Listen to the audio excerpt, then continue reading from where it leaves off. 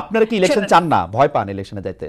আমরা আমরা ভয় পাবো? আপনি কি এটা বলতে পারেন না যে তাহলে এটা এই যে যে অবস্থাটা না ছিল? আপা, আমি আপনিই বলেন আপা, আমি যে আপনাকে একটু বুঝাই বলি। এই সংস্কারের যেই কথাগুলিতে আপনি আসলে একমত হন নাই, দুইবারের বেশি প্রধানমন্ত্রী হবে কিনা পরবর্তীকালে, এগুলি আপনাদের কোনোভাবেই আর দ্বিমত পোষণ করার কিছু ছিল না। আপনারা বললেই পারতেন যে হ্যাঁ আমরা এগুলি মানি, সংস্কার করে ফেলো, 1 মাসের মধ্যে সংস্কার হয়ে যেত, 2 মাসের মধ্যে ইলেকশনের জন্য প্রস্তুত হয়ে যেত। আপনারাই তো ইলেকশনটা দেরি করলেন এই সংস্কারের ব্যাপারে কথা বললে, তাই না? আমি আমি আপনাকে একটা কথা বলি খালেদ ভাই, বিএনপি 31 দফার বাইরে গিয়ে বিএনপি যদি 31 দফার সাথে যদি মানে একমত না হয়ে পরবর্তীতে কিছু করে, আপনারা কিন্তু ছেড়ে কথা বলবেন না। কারণ এটা নিয়ে বিএনপি ইতিমধ্যে সমস্ত বাংলাদেশে এটা নিয়ে আপনার যত সেমিনার, সিম্পোজিয়াম সবকিছুই হচ্ছে।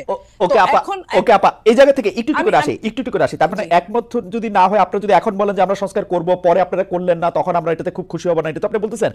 তার মানে কি বিএনপি কি আসলেই দুইবারের বেশি প্রধানমন্ত্রী থাকতে পারবে না, এটা রাখবে না? মানে বিএনপি 5-6 বার থাকবে? বিএনপি কিন্তু ক্লিয়ার বলে না এটা। আমি খালেদ ভাই, আপনি আমাকে যত রকম চেষ্টা করেন, আমি একা কিছু বলতে পারবো না। বিএনপি এটা বলে নাই যে এরপরে আবার থাকবে। বিএনপি বলেছে একাধারে দুইবারের বেশি প্রধানমন্ত্রী থাকতে পারবে না। এখন এরপরেরটা আমার মনে হয় সংস্কার নিয়ে বিএনপির যারা নীতি নির্ধারক মহলের মধ্যে সালাউদ্দিন ভাই কথা বলছেন, কাজ করছেন সংস্কার নিয়ে, আমার মনে হয় যে আমাকে না ডেকে যদি উনাকে ডাকতেন সবচেয়ে ভালো হতো। উনি আপনার এই প্রশ্নের উত্তরটা সরাসরি দিতে পারতো, যেহেতু উনি কাজ করছেন। আপা আমি একটা কথা বলি, আপা পরে আমি বলতে পারি। আপা আমি একটা কথা বলি, বিএনপি কিন্তু তার অবস্থান স্পষ্ট করেছে যে যেখানে সংস্কার কমিশন বলেছেন যে দুবারের বেশি কেউ প্রধানমন্ত্রী থাকতে পারবে না, বিএনপির অবস্থাটা পরিষ্কার করেছেন যে একাধারে দুবারের বেশি কেউ থাকতে পারবে না।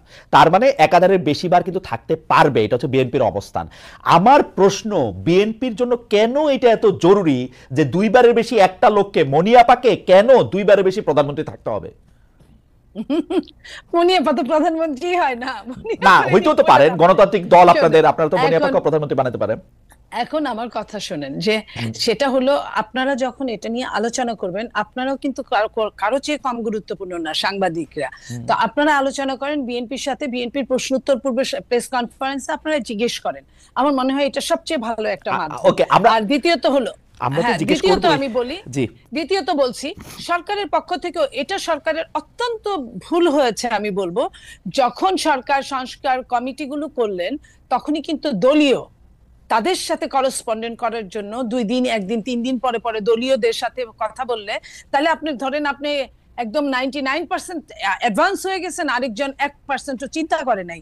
এই যে চিন্তা শক্তির, অথচ যে 1% চিন্তা করে নাই তার কিন্তু শক্তি, ক্ষমতা বা আপনার যেটা বলেন পরিচালনার ভার, তার কিন্তু অনেক বেশি পরবর্তীতে।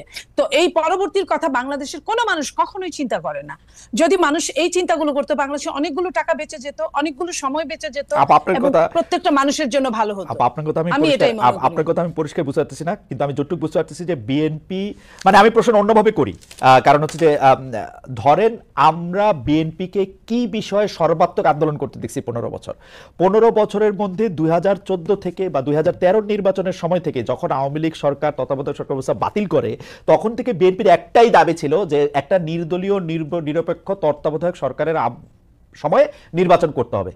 এই একটাই দাবি। শেখ হাসিনা তার পদে থেকে নির্বাচন করতে পারবেন না। এখন শেখ হাসিনা তার পদে নাই, লেভেল প্লেইং ফিল্ড চেয়েছিল বিএনপি, লেভেল প্লেইং ফিল্ড, একটা নির্দলীয় নিরপেক্ষ সরকার। এখন শেখ হাসিনা ক্ষমতায় নাই না, একটা শেখ হাসিনা ক্ষমতায়, আমি লেভেল প্লেইং ফিল্ড, তো শেখ হাসিনা এখন ক্ষমতায় নাই, ক্ষমতায় যিনি আছেন তিনি নির্বাচন করতেছেন না, প্রফেসর ডক্টর মোহাম্মদ ইউনূস। একটা জায়গা থেকে এই নির্বাচনটা করার সময় বিএনপি সবার আগে জাতীয় সরকারের কথা বলেছিল, জাতীয় ঐক্যমত্য সরকারের কথা বলেছিল, সংস্কারের কথা বলেছিল 31 দফার মধ্যে। এই ব্যাপারগুলি মোর অর লেস, মানে 4 বছরের জায়গায় 5 বছর, এগুলি যখন করা হলো, তখন বিএনপি সংস্কারের এগেইনস্টে এতভাবে দাঁড়াইলো, মনে হয় সংস্কার করলে বিএনপি দলটাই থাকবে না। এটা কিরকম? আমি তো মানে সংস্কারের এগেইনস্টে, তোমরা সংস্কার মানি না, তোমরা সংস্কার করলেও গিয়ে উল্টাই দিব, মির্জা আব্বাস এগুলি বলছেন। আপনার ভুল হচ্ছে। আপনি যদি কথাই শুনেন, ধরেন আমি কথা বলছি, আমার নেতা জনাব তারেক রহমান কথা বলছে, আপনি কোনটা লুফে নেবেন বলেন? জনাব তারেক রহমানের কথা। তো জনাব তারেক রহমান কথা বলছেন, পাশাপাশি আপনার ধরেন মির্জা আব্বাস, উনি অনেক বড় নেতা, বাট স্পোকসম্যান না। উনি এটা মানে ওইভাবে আপনি নাও ধরতে পারেন। বাট আপনি দেখেন আমাদের নেতা তারেক রহমান সাহেব কি বলছেন। উনি যদি বলেন, আপনি উনার কোড ধরে উনার ইনভার্টেড কমার মধ্যে আমাকে কোনো প্রশ্ন করেন, আমি সেটার কথা বলবো। জনাব তারেক রহমান কি সংস্কারের পক্ষে? জনাব তারেক রহমান কি সংস্কারের পক্ষে? অবশ্যই যেটুকু সংস্কার দরকার, কিন্তু সংস্কার এবং নির্বাচনকে মুখোমুখি করার পক্ষে না, সংস্কারের পক্ষে। সংস্কার তার নিজস্ব গতিতে চলতে থাকবে, রাইট। জনাব তারেক রহমান সবসময় এটা বলে, সংস্কার তার নিজস্ব গতিতে চলতে থাকবে। এবং এই সংস্কারটা কাকে নিয়ে? আপনাকে নিয়ে, আমাকে নিয়ে, এবং আমার সাথে আরেকজন যিনি চকশোতে আছেন তাদেরকেও নিয়ে, প্রত্যেককে নিয়ে, বাংলাদেশের প্রত্যেকটা প্রতিনিধিকে নিয়ে সংস্কার। তো সেইখানে এককভাবে তো কেউ কোনো ডিসিশন দিতে পারে না, না সরকার দিতে পারে, কারণ এই সরকার নির্বাচিত না। আমার কাছে যেটা মনে হয়েছে যে জনাব তারেক রহমানকে না জিজ্ঞেস করে তো আর বিএনপি সংস্কারে কোনগুলি মানে আর কোনগুলি মানে না সে সম্পর্কে তাদের মতামত দিয়েছে। আমরা দেখেছি যে তারেক রহমান সাহেব সরাসরি নিজের মুখে বলেন না, কিন্তু বিএনপির মতামত আমরা দেখেছি, আমরা ধরে নিয়েছি যে এতে নেতারও সায় আছে। এখন আপনি যদি বলেন যে এটা ধরেন না, আপনি এটা ধরেন না, আপনি দেখেন না, আপনি জনাব তারেক রহমান সাহেব প্রায় প্রতিদিন বক্তব্য দিচ্ছেন, নিশ্চয়ই দুই একদিনের মধ্যে এটাও চলে আসবে। আমার মনে হয় আমি আশা করব জনাব তারেক রহমান মেনে নেবেন, দুইবারের বেশি প্রধানমন্ত্রী হবে না, একবার একাধার কোনো শব্দ ইফ বার্ড সেগুলো যুক্ত করবেন না। আমি আশা করব যে আরো যে দুই একটা জিনিস আমি দেখলাম, আমি আশা করব এটা মনে আপনার মতো আমরাও একটু আশাই করতে পারি।